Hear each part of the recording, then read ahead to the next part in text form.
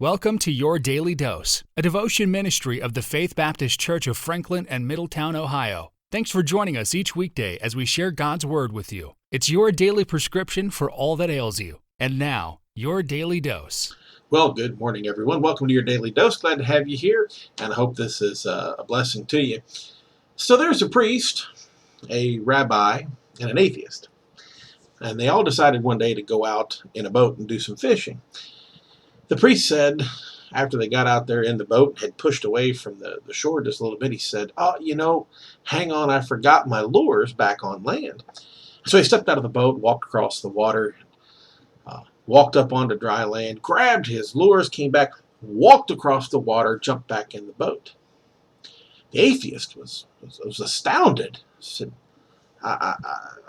priest, I don't know what happened. And before he could even try to rectify it in his mind, the rabbi said, you know what? I forgot my bait. And so the rabbi jumps out of the boat, walks across the water, walks all the way up on shore, grabs his bait, comes back to the shore, walks across the water, and jumps back into the boat. The atheist was absolutely stunned. But he wasn't quite to the point where he was ready to believe in divinity or even its impact on the world. So he was like, you know what? I left my extra line on land. So the atheist jumped out of the boat, out onto the water, went to take a step, and fell right to the bottom of the lake. After a moment, the priest looked at the rabbi and said, you think we should have told him where the rocks were? Now I'll come back to that story in a few minutes, but I do have to admit something to you. Last Sunday morning, our Pastor Matt Hinkle, he was preaching up the pulpit, and I was sitting in the media booth. We had gotten everything done through the music service, and I settled in to hear some preaching, and he's preaching on Abraham. Now, it's totally unrelated to the story, but I have to admit, I only listened to about 5 minutes of his sermon. Now, that won't come as any shock to him. He knows how I am. But he referenced this verse, and all I could do then was grab my pen and start to write. He referenced a Davidic psalm, Psalm 37, verse 23, where David wrote, the steps of a good man are ordered by the Lord, and he delighteth in his way. Now that's, look, it's a simple passage. Most people wouldn't stop and spend more than about 30 seconds on it because it's somewhat self-explanatory. But sometimes I think when we do that with a passage of Scripture, we don't do it justice. We never really stop. We never really parse it out to say, is there more to it than just what we see on the face? I got to thinking about steps. Every step is not alike, right? There are big steps and there are small steps. There's low steps and there's high steps. There's easy steps. And then, if you've ever climbed the side of a mountain, there's hard steps. Every time I think about steps, I think of Bill Cosby, and trust me, I know he's sort of persona non grata nowadays, but he had a great routine years ago when he talked about getting his first pair of trifocals. He talks about when he went to go press the elevator button, the button was up here, and then by the time he pressed it, it was way far away. Trying to step off a curb. One moment the curb is like 3 feet tall, and the next minute it's up at his nose. All of our steps aren't the same. There's enough foolishness. Let's get down to it. When Pastor referenced that verse, I got stuck on the word steps. Then I started kind of dissecting this verse, and I found, believe it or not, you guessed it, an alliterated 3-point independent fundamental Baptist sermon outline, and I'll preach the sermon some other time somewhere else. But there are 3 types of steps mentioned in this verse. I know you're saying, come on, where is it? Okay. The first thing David writes is the steps. Now, that I take as simple steps. Those are the simple things of life. So when I think about simple steps, I think of salvation. While it is the single most significant step someone can take, it only requires the faith of a child. It's not a hard step. It's a simple step to have the faith to accept Christ. Baptism, probably even more simple than salvation. It's just a matter of following in obedience. Prayer, it's a simple step to take, and it starts our prayer life, and that's a good thing to do. Same way with Bible reading. It's a great thing. It's a simple thing to do, but it can reap permanent benefits in our life. The truth is, all of us take steps. Some are easy, some are hard. Isn't that right, all you married men out there? But there are some steps in life that are simple. And that's where David starts. So the first thing we have is simple steps. Now David continues, says, the steps of a good man are ordered. I like that word, ordered. See, in a world of chaos, and let's face it, our world is pretty much chaos today, where everything is haphazard, where we live in a if it feels good, do it kind of a society. I heard people telling me that in the 80s, that's how our society was.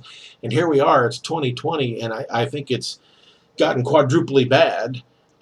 We live in a society where non-believers, where atheists, where scientists run amok, trying to change our society away from what it was founded to be into a pagan world where nothing, even human life, is to be found precious. You see, I like order. Now, Matthew said it best in his gospel, Matthew chapter 17, verse 14, straight is the gate, and narrow is the way. And I like it because he didn't stop there. He said that straight path, those ordered steps, they lead to life. So second point is those steps aren't on a meandering path, my friend. The path has been shown to us, and it's up to us to walk in those straight steps that are set before us. So we have simple steps, we have straight steps. Now lastly here we have David saying that the steps of a good man are ordered by the Lord.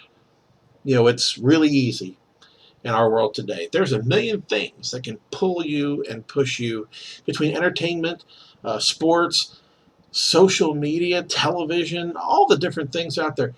All of those things have a place in our lives, but you know what? None of that is serious. David's final point here in this verse is that our steps are serious. They've been ordered by the Lord. Now, I think the biggest single application that I can make from this passage is, well, my dad's been a preacher for most of my life, and there's a saying he uses over and over and over when he preaches. And of course, when he was preaching at me when I was a kid, was more is caught than taught. Say, well, Bob, what does that even mean? Well, I just said that the steps of a good man are serious, according to David, and I agree. All those things I mentioned just a few seconds ago are great, but what is our purpose in this life? Our purpose in this life is to win others to Christ. And that is serious business. If we're going to lead people to Christ, you know what? They've got to see. They've got to know. They've got to hear from us, number one, that we are Christians. Number two, that we act like Christians. And number three, that we air to others that we are who we say we are. I've said it before, the reason that my family got saved was because the people around them, those Christians in that church, acted, walked, and talked like they had something that we didn't. More is caught than taught. Truth is, the world sees us as we are. Our beautiful parts, our warts, our wrinkles, they see it all. Our lives are an open book to the world.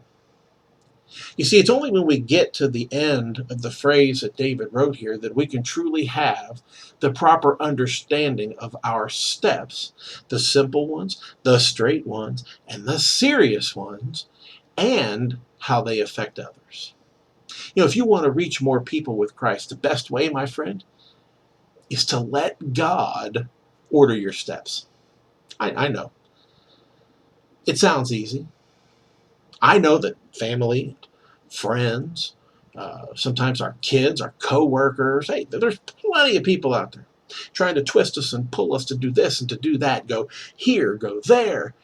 But we have to remember who should be ordering our steps.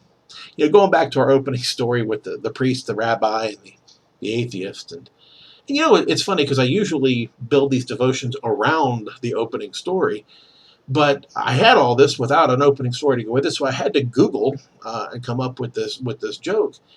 But it's so striking to me. The atheist, with what he had just seen from the priest and from the rabbi, whoa, he was ready to believe that his steps took him straight to the bottom of the lake. Why?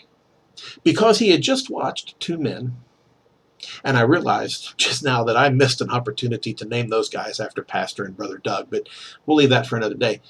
The atheist just watched two supposed, learned, experienced men of God walk on the water.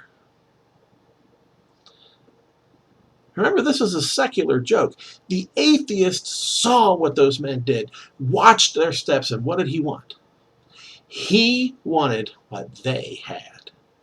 You see, more is caught than taught. Works every time it's tried.